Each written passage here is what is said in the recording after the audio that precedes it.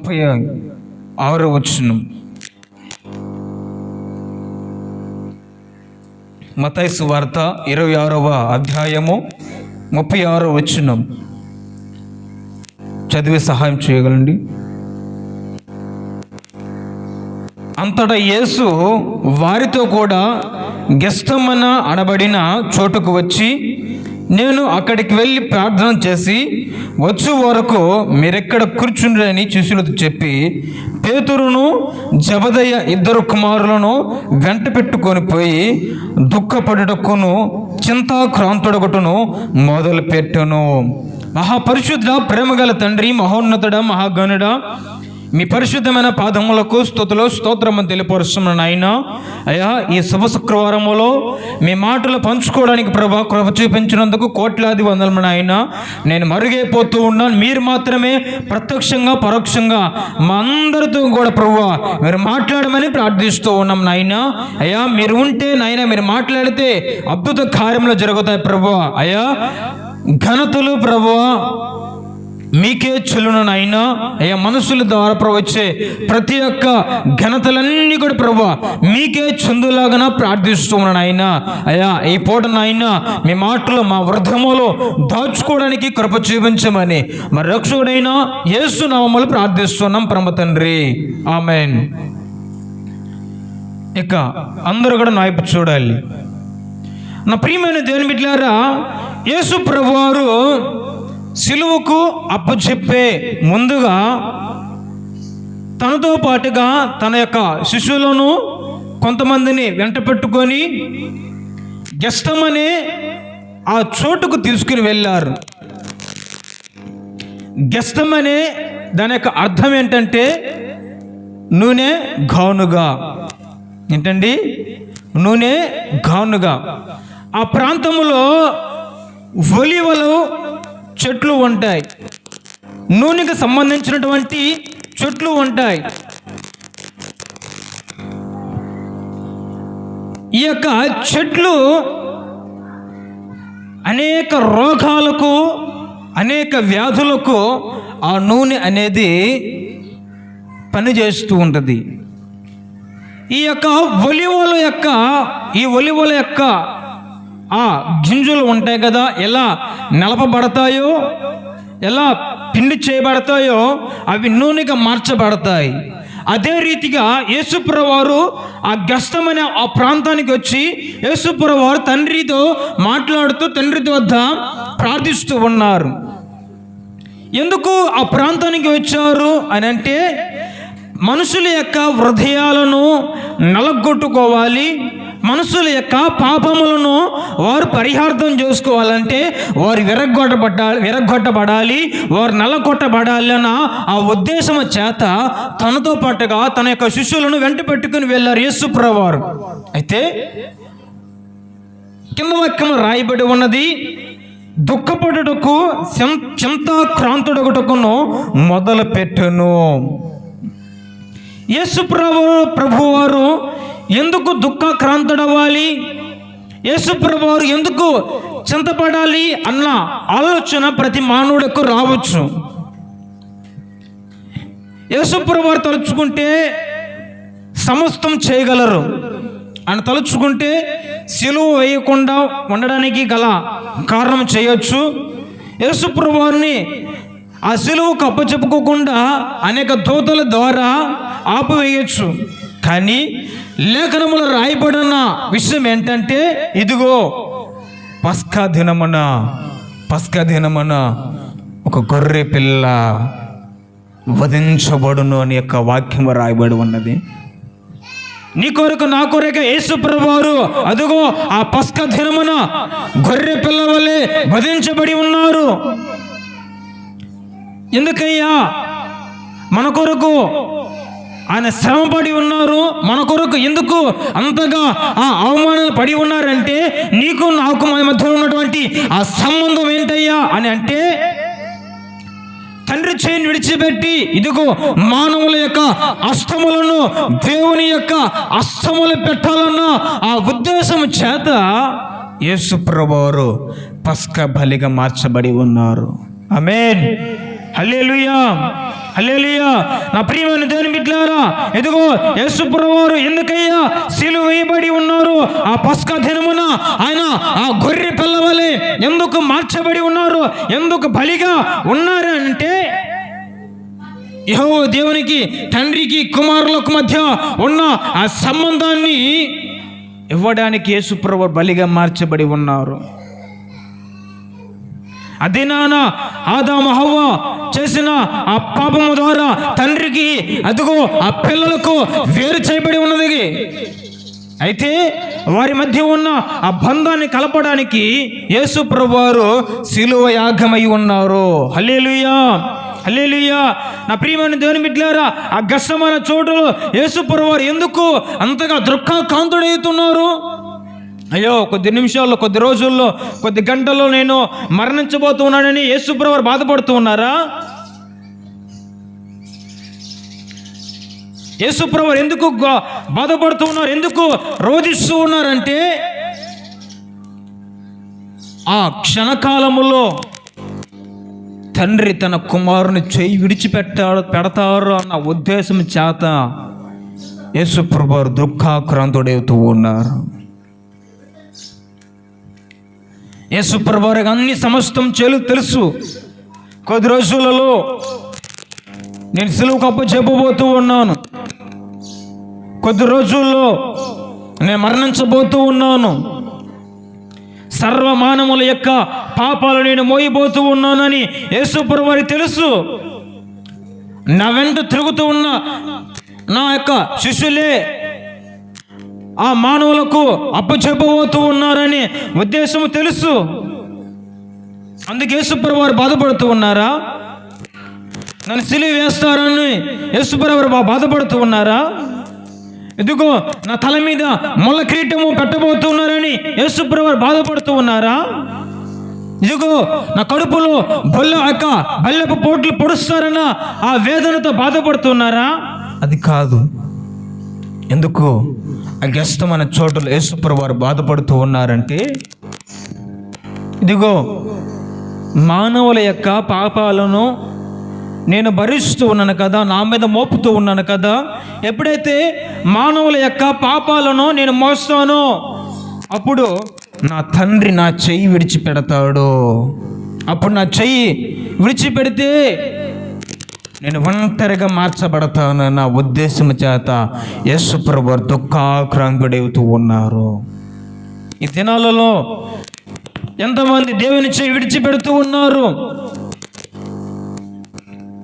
యేసు ప్రభువారు క్షణకాలంలోనే తండ్రి తన చెయ్యి విడిచిపెడుతుంటేనే అంతగా దుఃఖాక్రాంతుడవుతూ ఉన్నారు యేసు ప్రభువారు. నా ప్రియమైన దేవుని బిడ్డలారా, నేను అంటాను, ఈ దినాలలో మనుషుల యొక్క చెయ్యి విడిచిపెడతారు, రక్త సంబంధికులు చెయ్యి విడిచిపెడతారు, నా అనుకున్న వారే చెయ్యి విడిచిపెడతారు కష్టకాలములో. కానీ నా దేవుడు అలా చెయ్యి విడిచిపెట్టేవారు కాదు. ఎందుకంటే నీ కొరకు నా కొరకు అదిగో ఆ గొలగత కొండ మీద బలియాగమవుతూ ఉన్నారు. ఆయన ముఖం మీద ఉమ్ము వేశారు, కొరడ దెబ్బలతో తన వీపు అంతా కూడా దున్నబడి ఉన్నది. అనేక అవమానాలు అనుభవించి ఉన్నారు ఆయన. ఆ శ్రమను చూచి బాధపడలేదు యేసు ప్రభువారు. అయ్యో, నా మీద, నా ముఖం మీద ఉమ్ము వేస్తారేమో, అయ్యా నా వీపంతా కూడా ఆ యొక్క కొరడ దెబ్బలతో కొట్టబడి నా యొక్క వీపంతా కూడా, నా శరీరం అంతా కూడా బలహీనపరచబడుతుందన్న ఉద్దేశము చేత యేసు ప్రభువారు దుఃఖాక్రాంతుడే కాలేదు. ఇకనైనా ఇదిగో ఈ ప్రజలందరూ కూడా దేవుని యొక్క రాజ్యాన్ని తెలుసుకొని దేవుని కొరకు బ్రతికే వారిని మీరు పట్టుకోవాలని దేవుని సన్నిధిలో ప్రార్థన చేస్తూ ఉన్నారు. హల్లెలూయా, హల్లెలూయా.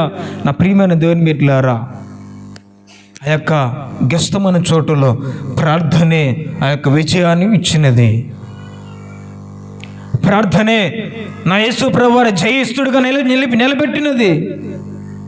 ఆ ప్రార్థనే, ఆ గెత్సేమనే ఆ ప్రాంతంలో నా యేసు ప్రభువారు చేసినటువంటి ఆ ప్రార్థనే సజీవుడిగా లేచినది. ఆ సిలువలో సాతాను గాడిని ఓడించినది ఆ ప్రార్థనే. అందుకే యేసు ప్రభువారు అంటారు, మీరు శోధనలో ప్రవేశించుకుంటున్నట్లు మీరు మెలకువ కలిగి ప్రార్థన చేయుడి. వారు ప్రార్థన చేయక, యేసు ప్రభువారితో ప్రార్థన చేయక వారు ఎలా మార్చబడి ఉన్నారు? చల్లా చెదురుగా మార్చబడి ఉన్నారు. ఒకవేళ యేసు ప్రభువారితో వారు ప్రార్థన చేసినట్లయితే వారు కూడా ఒక జయాన్ని పొందుకునేవారు. ఇదిగో క్రీస్తు కొరకై ఆ ధనాన్ని నిలబడేవారు, శోధనను జయించేవారు. వారు మెలకువ కలిగి ప్రార్థన చేయక కాబట్టే వారు చల్లా చెదురుగా మార్చబడి ఉన్నారు. హల్లెలూయా. ఎందుకంటే యేసు ప్రభువారు అంతగా ప్రార్థన చేశారంటే రాత్రంతా కూడా శోధనను జయించడానికి, వెనక అనేక అవమానాలను జయించడానికి, ఆ యొక్క శ్రమను జయించడానికి, మరణాన్ని జయించడానికి యేసు ప్రభువారు ప్రార్థన చేశారు. ఆ గెత్సేమనే ప్రాంతంలో యేసు ప్రభువారికి సమస్తము తెలుసు. అందుకే యేసు ప్రభువారు కూడా ఒక మానవుడు కొరకు, ఒక దేశాన్ని కొరకు, ఒక వర్గాన్ని కొరకు యేసు ప్రభువారు మరణించాలా. యేసు ప్రభువారు ఆ రోమీయులకు అప్పచెప్పిన తర్వాత అయితే ప్రధాన యాజకుడు అయినటువంటి కైఫాకు అప్పచెబుతారు. తర్వాత వాళ్ళ మామగారు అయినటువంటి అన్నాకు అప్పచెబుతారు. కైఫా అంటారు, అయ్యా ఇదిగో ఈ నజరేయుడైనటువంటి ఈ యేసు ప్రభువారు గొర్రె పిల్ల వలె సమస్త జనుల కొరకు ఈయన చనిపోతారు అన్న ఒక వాక్కును పలుకుతారు. ఒక వర్గానికో, విడదీయబడినటువంటి ప్రజలకు, వేరు చేయబడినటువంటి ప్రజల కొరకు, సమస్త ప్రజల కొరకు అతడు మరణిస్తారు, చనిపోతారని ఒక వాక్కు అతని నోటి నుంచి వచ్చినది. అంటే యేసు ప్రభువారు ఈ యొక్క ఈదుల కొరకే, వారి కొరకు కాదు కానీ సమస్త జనుల కొరకు ఈయన గొర్రె పిల్లవల్లే మరణించబోతారన్న వాక్కు అతని నోటి నుండి వచ్చినది. నీ కొరకు, నా కొరకు, మన పాపముల కొరకు యేసు ప్రభువారు ఈ దినాన బలిగా మార్చబడి ఉన్నారు. హల్లెలూయా, హల్లెలూయా. నీ కొరకు, నా కొరకు ఆ కలువరి గిరిలో రక్తాన్ని దారబోసి ఉన్నారు. అంతకంటే ప్రేమ ఎవరు చూపిస్తారండి? ఇక ఏమైనా కుటుంబంలో ఏమైనా సమస్యలు వస్తే చేయి వదిలిపెట్టేవారు ఉంటారు. యేసు ప్రభువు అనుకోవచ్చు కదా, మనుషుల పాపాలు నేనెందుకు భరించాలి? మనుషుల పాపాలు నా మీద ఎందుకు మోపుకోవాలి?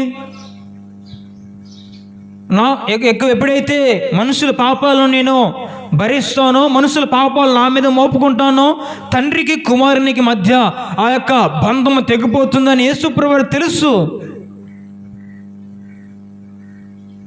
ఎప్పుడైతే యేసు ప్రభువారు మన యొక్క పాపాలను ఆయన ముందు మోపుకున్నారో అప్పుడే మనందరికీ కూడా గొప్ప దినము వచ్చినది. అందుకే మనమందరం కూడా దినాన్న శుక్రవారంగా మనం పరిగణించుకొని ఈ దినాన్ని ఆచరిస్తూ ఉంటాం.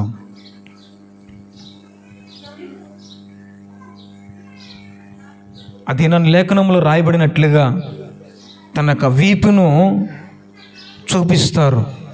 తన వీపు మీద కొరడ దెబ్బలను కొట్టడానికి తన వీపును చూపిస్తారని లేఖనంలో రాయబడి ఉన్నది. పస్కా దినమున బలిగా మార్చబడతారన్న లేఖనము నెరవేర్చడానికి యేసు ప్రభువారు బలి పశువుగా మార్చబడి ఉన్నారు. హల్లెలూయా, హల్లెలూయా. నా ప్రియమైన దేవుని బిడ్డలారా, యేసు ప్రభువారు సిలువలో వెళ్ళిన తర్వాత ఆ సిలువలో 7 మాటలను పలికి ఉన్నారు. యేసు ప్రభువారి యొక్క వస్త్రాన్ని చీటీలు వేసుకొని పంచుకున్నారు. తన యొక్క వస్త్రాన్ని చీటీలు వేసుకొని పంచుకున్నారు. కానీ ఆ రోమ్ యొక్క ప్రజల యొక్క ఆచారం ఏంటంటే, ఎవరైతే మరణించబోతారో వారిని అనేక విధాలుగా చిత్రహింసలు చేసి వారిని చంపివేస్తూ ఉంటారు. ఆ దినాన్న కూడా మన యేసు ప్రభువారిని అనేక విధాలుగా అనేక రకాలుగా అవమానపరిచి ఆ సిలువలోనే యేసు ప్రభువారిని చంపివేసి ఉన్నారు. నా ప్రియమైన దేవుని బిడ్డలారా, యేసు ప్రభువారు మన కొరకై మొల్ల యొక్క కిరీటం ధరించుకుని ఉన్నారు.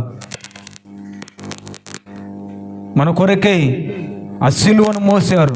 ఆ సిలువలో ఆ 3 యొక్క మ్రేకుల మధ్య వేలాడుతూ ఉన్నారు. ఎంత శ్రమను అనుభవించుంటారండి. ఎవరైనా అంత శ్రమను అనుభవిస్తారా? ఏమన్నా చిన్న ముళ్ళు గుచ్చుకుంటేనే అయ్య బాబోయ్ అమ్మ బాబోయ్ అంటారు. చిన్న ముళ్ళు గుచ్చుకుంటేనే విలవిల్లాడిపోతారు. ఆ 3 రేకుల మధ్యలో యేసు ప్రభువారు వేలాడుతూ ఉన్నారండి. ఎంత శ్రమను అనుభవించి ఉంటారు ఆయన. మొదటగా ఆ చేతుల్లో ఆ యొక్క రేకు చేతిలో కూర్చున్నప్పుడు ఎంతగా విలవలాడిపోయి ఉంటుంది నా యేసు ప్రభువారి యొక్క ప్రాణం. ఎందుకంటే మన యొక్క మానవుల యొక్క హస్తాలను దేవుని యొక్క చేతులు పెట్టడానికి అంతగా శ్రమను అనుభవించున్నారు ఆయన. యేసు ప్రభువారు కూడా సిలువలో చూపించిన ఆ ప్రేమను మనం చూసుకొని ఉండొచ్చు. అనేక విధాలుగా యేసు ప్రభువారిని అవమానపరుస్తూ ఉన్నా కానీ వారిని క్షమిస్తూనే ఉన్నారు. అయ్యా, వీరు ఏమి చేసినా వీరిని ఏమనొద్దు, వీరిని క్షమించన్న ఆ మాట తప్ప ఏ మాట రాలేదండి ఆయనకి. ఆ యొక్క యేసు ప్రభువారి మాటలో ప్రతి ఒక్క క్షమాపణ మనం చూడొచ్చు. అనేక విధాలుగా వారు యేసు ప్రభువారిని బాధ పెట్టిస్తూ ఉన్నా కానీ యేసు ప్రభువారి నోట ఏ శాపనార్థం రాలేదండి. హల్లెలూయా, హల్లెలూయా. ఎవరైనా ఇప్పుడు మీ మధ్యలో నడుచుకుంటూ వస్తారు, కాలో చెయ్యో తగిలింది అనుకోండి, చెయ్యడు పెట్టారు, ఎవరో ఒక అక్కో తమ్ముడో పిల్లోడు వచ్చి చెయ్యి తగిలారు అనుకోండి, ఏమంటారు? ఏమంటారు? బాబు ఓకే బాబు పర్లేదు అంటారా? పర్లేదక్క అన్న పర్లేదన్న పోండి ఎలా అంటారా? ఏమంటారు? కళ్ళు ఎక్కడ పెట్టావయ్యా నువ్వు? కళ్ళు నెత్తికెక్కినాయా, కాళ్ళకి ఎక్కినాయా, మోకాలు పెట్టుకున్నావా అంటారా లేదా? ఏం బాబు కళ్ళు ఎక్కడ పెట్టుకున్నావు?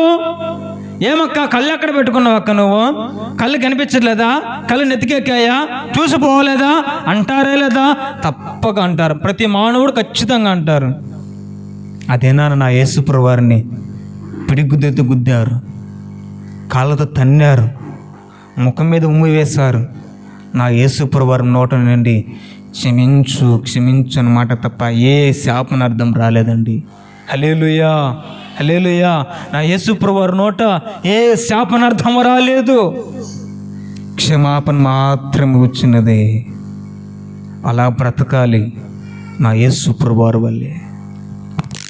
ఎందుకంటే మన రారాజు పిల్లలము కనుక యేసు ప్రభువారిలో ఉన్న లక్షణాలు మనలో కూడా ఉండాలి. ఎందుకంటే కుమారుని యొక్క తండ్రి యొక్క ఆ యొక్క అలవాటులు మనం పొందుపరుచుకోవాలి. అందుకు మొదటి మాటలో ఉంటుంది యేసు ప్రభువారు మొదటిగా ఒక మాట అంటారు, తండ్రి వీరేమి చేయుచున్నారో వీరెరుగురు గనుక వీరిని క్షమించుము. నా ముఖం మీద ఉమ్ము వేశారు, క్షమించయ్యా. అయ్యా కొద్ది నిమిషాల్లోనూ నదిగో 3 రేఖలతో నన్ను సిలువలో వేలాడదీస్తారు, కానీ వీరిని క్షమించు. అయ్యా నన్ను పిడిగుద్దలతో గుద్దబెడతారు, అయ్యా నన్ను తన్నుతారయ్యా, నా యొక్క వీపు మీద ఆ యొక్క కొరడా దెబ్బలతో నా యొక్క ఒళ్ళంతా కూడా దున్నబడుతుంది, కానీ వారిని అందరినీ కూడా మీరు క్షమించాలి. ఎందుకంటే మీరు క్షమించబోతే మీ యొక్క కోపం వీరి మీద రేపితే ఇదిగో ఈ కోపము ద్వారా ఆ యొక్క ఇంకను వారి పిల్లలకి తండ్రికి మధ్య ఉన్నటువంటి ఆ బంధం అనేది తెగిపోతున్నది. ఒకప్పుడు ఆదాము హవ్వ చేసినటువంటి ఆ యొక్క పని ద్వారా తండ్రికి పిల్లలకి మధ్య ఉన్నటువంటి ఆ సంబంధం తెగిపోయినది. కానీ మరలా మీకు కోపం వారి మీద చూపిస్తే ఇంకా శాశ్వతంగా వారి ప్రేమ నుండి మీ నుండి కోల్పోతారయ్యా. ఒకప్పుడు ఆదాము హవ్వ చేశారు తప్పు, తండ్రికి మనుషులకు మధ్య ఉన్న ఆ ప్రేమని తెగిపోయినది. మరలా ఆ కోపం వారి మీద రేపొద్దయ్యా, మరలా ఆ కోపం వారి మీద లేకపోతే శాశ్వతంగా వారు దూరం అయిపోతారయ్యా. వారు ఏకాలముగా నిలబడతారయ్యా. అయ్యా వారు ఏరు సంబంధంగా మార్చబడతారయ్యా. అయితే వారి మీద మీ కోపము రేపగా వారిని మీరు మాత్రము క్షమించాలి. హల్లెలూయా, హల్లెలూయా. నా ప్రియమైన దేవుని బిడ్డలారా, ఇదిగో ఈ దినాల మనుషులు ఒకరి మీద ఒకరు అనేక రోధాలు అనేక కోపాలు చూపించవచ్చు, కానీ ఆ కోపాలు ఈ భూమి మీద మాత్రమే ఉంటాయి. అయితే నేను అంటాను నా ప్రియమైన దేవుని బిడ్డలారా, ఇదిగో శాశ్వత రాజ్యములో ఈ కోపాలు ఈ పగలు అనేవి రావు. నా దేవుడు క్షమించారు. అనేక అవమానాలు పడినా కానీ, అనేక రోధాలు పడినా కానీ, అనేక శ్రమలు అనుభవించినా కానీ అదిగో ఆ మనుషులను క్షమించారు. మనము కూడా క్షమించేవారిగా ఉండాలి. మనము కూడా క్షమించేవారిగా ఉండాలి. సిలువలో 2వ వాడికి పలికారు యేసుప్రభువు వారు. కుడిప్రక్క దొంగ ఇదిగో చివరి క్షణాలు కూడా అయ్యా అయ్యా నీ రాజ్యములో నన్ను జ్ఞాపకం చేసుకున్నది, అయ్యా నీ రాజ్యములో పరలోక రాజ్యములో స్థానాన్ని ఇవ్వమన్నారా? యేసుప్రభువు వారు నీ రాజ్యములో ఒక పక్కన ఒక కుర్చీ వేసి కూర్చోబెట్టమన్నారా? ఏమని అడిగారు? అయ్యా అనేక నరహత్యలు చేశాను, అనేక దొంగతనాలు చేశాను, అయితే నేను చేసిన పనికి నేను పడే ఈ శిక్ష నాకు తగినదే. అయితే నీ రాజ్యములో నన్ను ఒక్కసారి జ్ఞాపకం చేసుకోండి అయ్యా, నన్ను ఒక్కసారి జ్ఞాపకం చేసుకోండి ప్రభువా.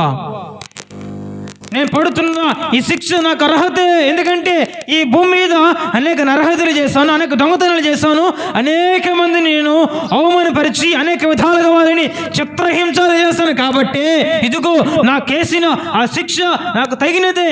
కాబట్టి నీ రాజ్యములో ఒక్కసారి జ్ఞాపకం చేసుకుని ప్రభువా. అప్పుడు తండ్రి అంటాడు, అప్పుడు యేసుప్రభువు వారు అంటారు, ఇదిగో నాతో పాటుగా నీవు పరదేశులు ఉందువుగాక. హల్లెలూయా, హల్లెలూయా. నా ప్రియమైన దేవుని బిడ్డలారా, ఇదిగో ఆ చివరి క్షణాల్లో కూడా ఇదిగో కొద్ది నిమిషాల్లో మరణించబోతూ ఉన్నటువంటి ఆ యొక్క దొంగ కూడా చివరి క్షణాలు ఒప్పుకున్నాడు తన పాపాన్ని. అయ్యా నీ రాజ్యములో ఒక్కసారి జ్ఞాపం చేసుకోండి అయ్యా.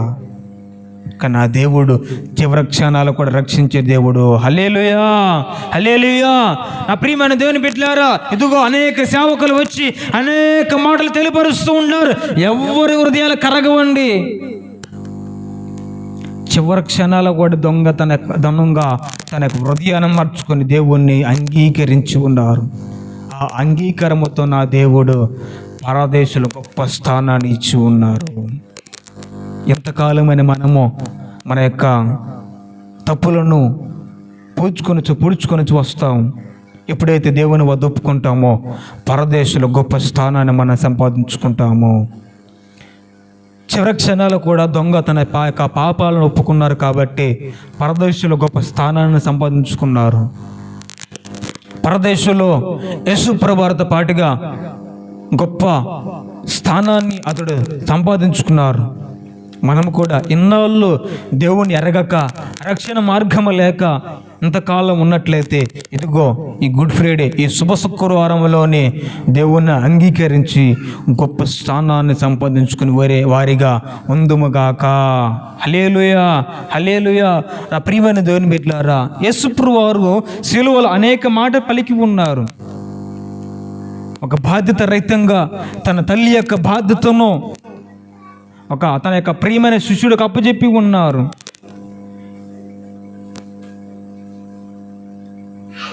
నా యొక్క తల్లి మరియమ్మ గారు భూమి మీద నా యొక్క బిడ్డను చేర్చేంత వరకే ఆమె బాధ్యత అని అనుకున్నారా? ఇదిగో నా తల్లి బాధ్యతను, నా యొక్క బాధ్యత ప్రకారం నా తల్లి యొక్క బాధ్యతను నా యొక్క ప్రియమైన శిష్యుడికి అప్పచెప్పాలన్న ఉద్దేశం చేత ఆ ప్రేమను తల్లి మీద పంచిపరుచుకుని ఉన్నారు. ఎంతటి ప్రేమ అండి నా దేవునిది. అనుకోవచ్చు కదా, నేను కొద్ది నిమిషాలు నేను చనిపోతాను, నాకేం పనిలే, కొద్ది నిమిషాలు నేను మరణించబోతూ ఉన్నాను, ఇంకా నా బాధ్యత ఎంతటితో అయిపోయింది అనుకున్నారా? అలా అనుకోలేదండి నా యేసు ప్రభువారు. చివరి క్షణాల్లో కూడా మరణించబోతూ ఉన్నారు. ఆ క్షణాల్లో కూడా తన బాధ్యత ప్రకారం తల్లి యొక్క బాధ్యతను తన ప్రియమైన శిష్యుడికి అప్పచెప్పి ఉన్నారు.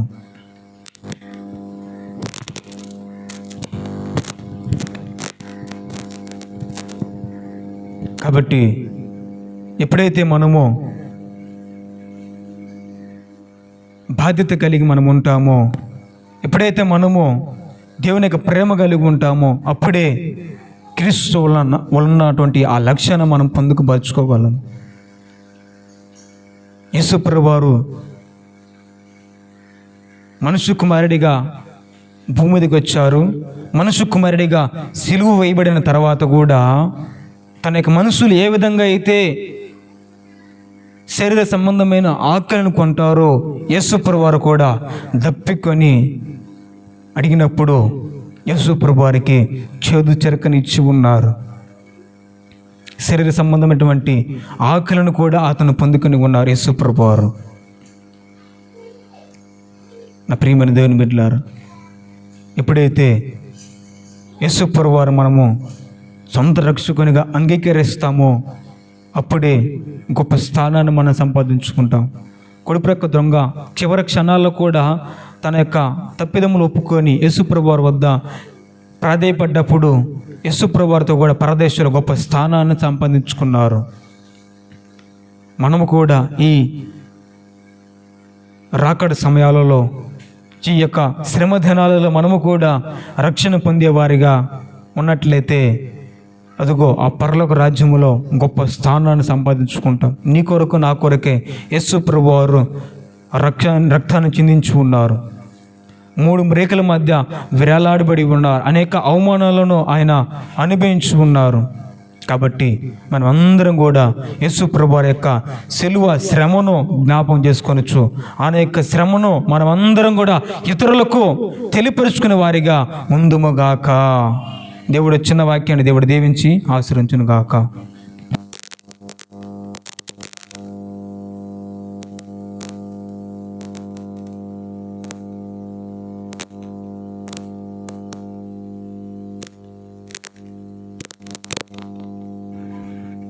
పరిచరణ మధ్యమే కానుకలు సమర్పించుకుంటే ఒక పాట పాడుతూ దేవుని కానుకలు సమర్పించుకుందాం.